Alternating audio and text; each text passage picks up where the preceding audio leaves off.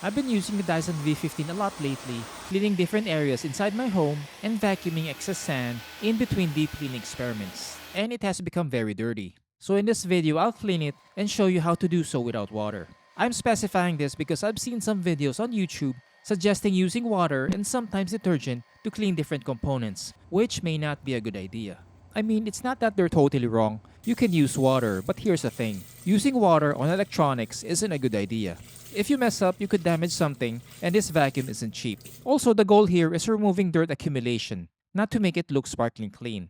If you think using detergent will restore it to its brand new state, think again. Another reason is to reduce downtime since you don't need to wait for components to dry, which can be an issue if you live in a cold area. For this, you'll need one simple tool, a microfiber towel. Its texture is perfect for cleaning the V15 and its tools, and you'll know why in a bit. Another is a trash bin to catch any dirt and dust from the dustbin and attachments while cleaning. If you have allergies, grab an N95 filter, and if you're finicky about getting your fingers dirty, get a pair of gloves. The first step is emptying the dustbin if needed. Remove the battery to lighten the handheld unit so it's easier to carry. Push this red lever under the container to remove the outer frame so you can clean these areas. Use a microfiber towel to clean the outer mesh filter and other messy areas and this pathway where debris passes through while vacuuming. You can tap this frame to dislodge dust sticking inside and try to use the microfiber to dislodge debris inside as far as it could go. But you'll need to remove this outer mesh filter to deep clean the inner cyclones. I'll do a separate video for that, so please subscribe and hit the bell icon to get notified when I publish it. This method is for quick cleanups, something you can do on a pinch to clean the vacuum and use it immediately afterward. Next, clean the outer dustbin shell using a microfiber towel. Gently wipe the insides and seals on both sides. This is where a microfiber shines because dust will stick on it. If you've used it long enough, the plastic frame will become hazy, and that's normal. You can use water to wash it, but using a microfiber towel achieves the same results. Believe me, I tried washing it underwater, and the results aren't that much better. Reattach the dustbin after and set it aside. If you've washed it, make sure that it's fully dry before reattaching. The next step is cleaning the filter. There are several methods. First is rubbing it with a microfiber towel to dislodge dust sticking to it. Second is using another handheld vacuum with a brush attachment. Third is washing the filter under running water. I'd suggest doing the first two if you don't have an extra filter and need to use the vacuum afterward. The third option is the most thorough, but you'll need to wait a day or so for the filter to dry, which is okay if you don't need to use the vacuum. I'd recommend buying an extra filter to remove any downtime. These are cheap and there are sets of 2 or 3 available to get even more savings. Check the links below to see the different options.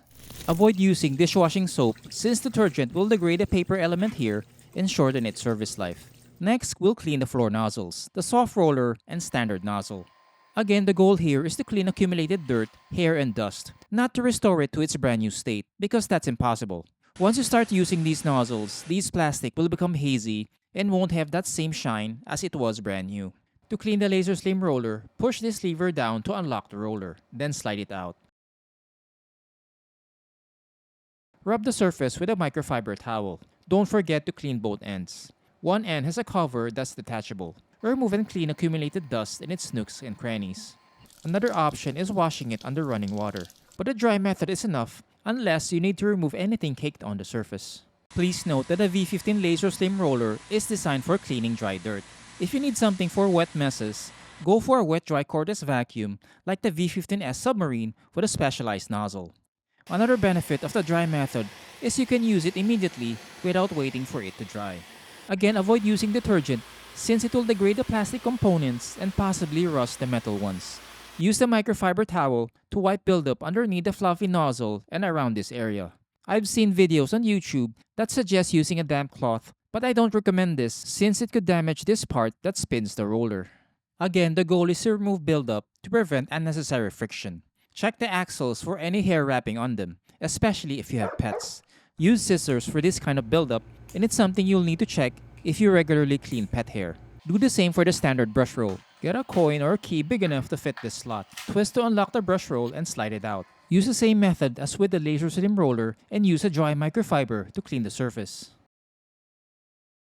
Use the same method of wrapping the towel around this component to remove excess dirt around it and the transparent plastic frame. Again, avoid using a damp towel since water can seep into these areas and damage it. You can use the edges of the towel to clean these nooks and crannies or use a brush, whatever is available.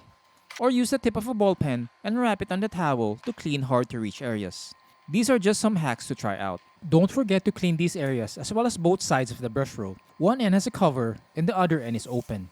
Use a towel to wipe these areas, then you're done, at least with the nozzle. After cleaning the standard nozzle, slide the brush back and twist this cap using a key or coin on this slot to lock it in place. If you have your own hacks for cleaning the Dyson V15, please share them in the comment section below. Aside from the nozzles, other tools are easier to clean. Just use the microfiber towel to give it a quick wipe down. The hair screw tool does an excellent job at resisting hair tangles, as long as you don't clean extremely large quantities of long strands. So there's not much to clean. Watch this playlist to see my other DIY videos on cleaning Dyson vacuums, and I'll see you in the next video.